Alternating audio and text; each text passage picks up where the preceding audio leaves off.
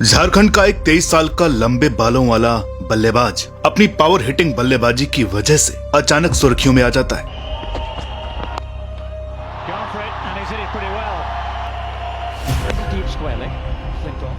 जिस पर नजर पड़ती है टीम इंडिया के सबसे पावरफुल कैप्टन सौरव गांगुली की। इसके बाद भारत को जाना था बांग्लादेश। दिनेश कार्तिक और पार्थिव पटेल के बावजूद भी इस बल्लेबाज को टीम में लेने के लिए दादा सिलेक्टर से लड़ पड़ते हैं। हालांकि इससे केवल कुछ ही महीने पहले दिनेश कार्तिक वनडे क्रिकेट में डेब्यू कर चुके थे, लेकिन जब बांग्लादेश के खिलाफ वनडे टीम चुनी जाती है तो सौरव गांगुली सबको हैरान करते हुए विकेट कीपर के लिए झारखंड के उस खिलाड़ी का नाम दे देते हैं। उस लंबे बालों वाले खिलाड़ी का नाम था महेंद्र सिंह धोनी।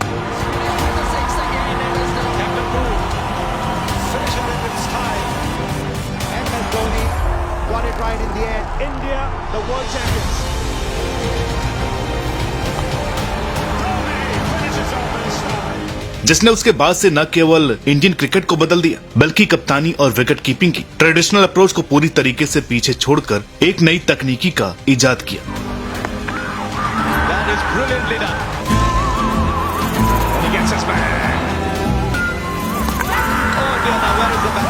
और जिसने पूरी की पूरी क्रिकेट की एक पारंपरिक शैली को बदल कर रख दिया। आज की इस वीडियो में हम बात करेंगे एमएस के कुछ नए फॉर्मूले की जिन्हें दुनिया आज तक फॉलो करती हुई आती है। आज बात captain cool, the wicket keeper, the finisher MS Dhoni की।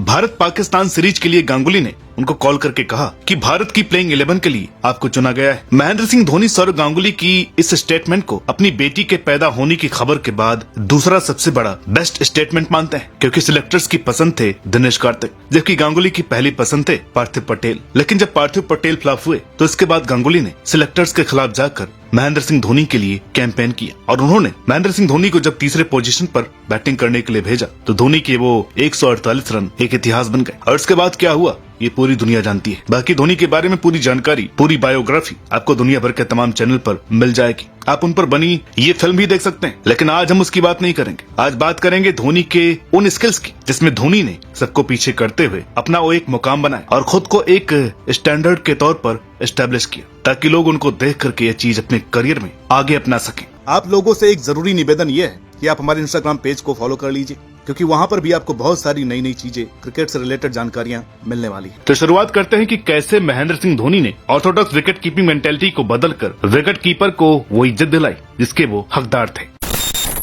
एमएस धोनी की विकेट कीपिंग टेक्निक ने सबकी सोच ही बदल दी। धोनी ने ये साबित कर दिया कि असली गेम चेंजर वही है जो ट्रेडिशनल आइडियाज को तोड़कर कुछ नया, कुछ क्रांतिकारी लेकर के आए। धोनी का स्टाइल था बिल्कुल अलग। उनकी कीपिंग में लिमिटेड फुटवर्क और ब्रिलियंट हैंड आई कोऑर्डिनेशन का कॉम्बिनेशन तो था ही, साथ ही अपने हाथों से अपनी बॉडी को इफेक्टिवली स्प्लिट करते थे। जब हम पुराने जमाने के कीपर्स की बात करते हैं तो सिर्फ पोजीशन में खड़े रहते थे, अपने शरीर को बॉल के पीछे रखकर, जो कि इंडियन सब कॉन्टिनेंटल पिचेस के लिए एकदम सही था, जहाँ बॉल घुटनों के नीचे तक ही नॉर्मली बाउंस करती है। लेकिन ओवरसीज पिचों पर जहाँ बॉल चेस्ट तक पहुंच जाता है वहाँ पर ट्रेडिशनल पोजीशनिंग बिल्कुल काम नहीं करती थी। यहाँ पर धोनी ने इंट्रोड्यूस किया एक नया कॉन्सेप्ट, हैंड्स को शरीर से अलग रखना। जब बॉल बाउंस करती है और आपके चेस्ट तक पहुंच जाती है तो अगर आप उसी पुराने तरीके से ही रिएक्ट करेंगे तो आप फंस सकते हैं। धोनी ने सिखाया कि अपने हाथों को थोड़ा अलग मूव करना चाहिए ताकि से आप बॉल को बेटर हैंडल कर सके। इस इनोवेटिव अप्रोच ने न केवल विकेट कीपिंग को निखारा बल्कि आने वाले कीपर्स के लिए एक ब्लूप्रिंट सेट किया। धोनी की सॉफ्ट हैंड्स और अनऑर्थोडॉक्स टेक्निक ने क्रिकेट में एक नई रेवोल्यूशन ला दी और आज के कीपर्स में हम धोनी के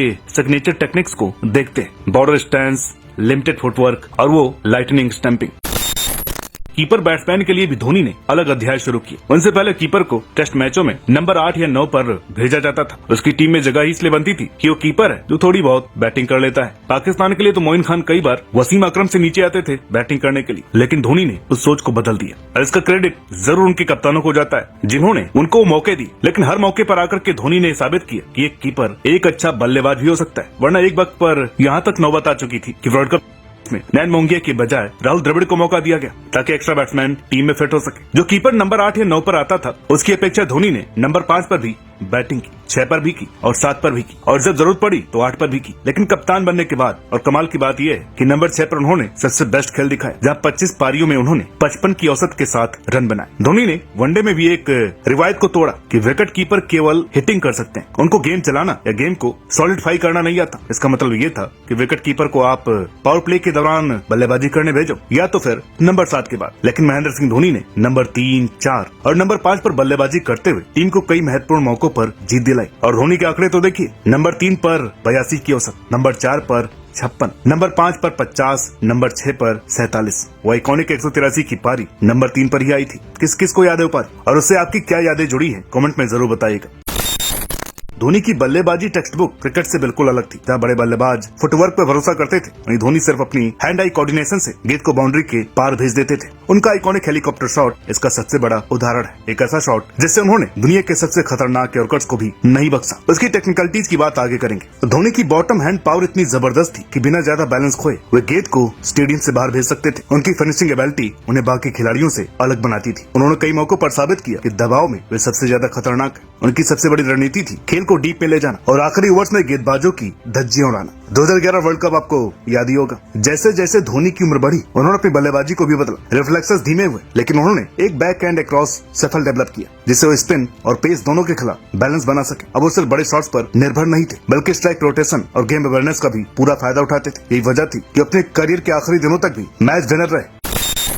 MS धोनी को हमेशा उनके अनऑर्थोडॉक्स लेकिन प्रभावी बल्लेबाजी स्टाइल के लिए जाना जाता है। लेकिन 2017 में उम्र बढ़ने और तेज गेंदबाजों व स्पिनर्स के खिलाफ स्ट्राइक रोटेट करने में आई दिक्कतों के चलते उन्हें अपनी बैटिंग में कुछ अहम बदलाव करने पड़े। उनकी यह अडॉप्टेबिलिटी उन्हें एक महान खिलाड़ी बनाती। तो क्या थे ये बदलाव, आइए देखते हैं। 2017 से पहले धोनी की स्टैंस काफी स्थिर रहती थी, लेकिन बढ़ती उम्र के साथ उनकी रिफ्लेक्सेस धीमी होने लगी। इसको कंपनसेट करने के लिए उन्होंने बैक हैंड क्रॉस शफल को अपनाया, यानी गेंदबाज की बॉल छोड़ने से पहले ही वो हल्की सी मूवमेंट लेने लगे। ये तकनीकी उन्हें तेज गेंदों और स्पिनर्स के खिलाफ बेहतरीन पोजीशन में आने में, खास करके जब गेंदबाज उनके शरीर पर बॉल डालते थे, तो ये मूवमेंट उन्हें बेहतर बैलेंस देने लगा। धोनी ने फ्रंट फुट प्रेस अपनाया, यानी कि गेंदबाजी के दौरान हल्का आगे झुकने की रणनीति। ये तकनीकी उन्हें खासकर स्पिनर्स के खिलाफ मदद करने लगी, क्योंकि इससे इनकी फुटवर्क में सुधार हुआ। जब भी स्पिनर गेंद को फ्लाइट देते थे, तो धोनी आसानी से आगे बढ़कर शॉट खेल सकते थे या फिर बैक फुट पर जाकर जगह बना सकते थे। धोनी लंबे समय से वुडन पैड्स इस्तेमाल करते थे, जो हल्के होते थे, लेकिन 2017 में उन्होंने 3 पट्टियों वाले पारंपरिक पैड का इस्तेमाल करना शुरू किया। इन पैड से उन्हें फ्रंट नी को मोड़ने में आसानी हुई, जिससे उनकी बैलेंसिंग और फ्लेक्सिबिलिटी बढ़ गई। खास करके स्पिनर्स के खिलाफ नी फ्लेक्शन सुधारने से उनका शॉट सिलेक्शन और बैलेंस बेहतर हो गया। इन तकनीकी बदलावों से धोनी ने अपने 2 सबसे बड़े मुद्दों को सुधारने की कोशिश की। पहला, बीच के ओवर्स में स्ट्राइक रोटेट करने की समस्या। दूसरा, डेथ ओवर्स में अपनी पुरानी विस्फोटक बैटिंग वापस लाना। हालांकि ये बदलाव पूरी तरह से कारगर नहीं हुए और 2018 तक धोनी अपनी पुरानी तकनीकी पर वापस लौट आए। लेकिन ये जरूर दिखाता है कि धोनी कभी भी स्थिर नहीं रहे। वो हमेशा अपने खेल को सुधारने की कोशिश करते रहे। यही कारण है कि उन्हें सिर्फ एक महान क्रिकेटर ही नहीं, बल्कि एक थिंकर ऑफ गेम भी माना जाता है।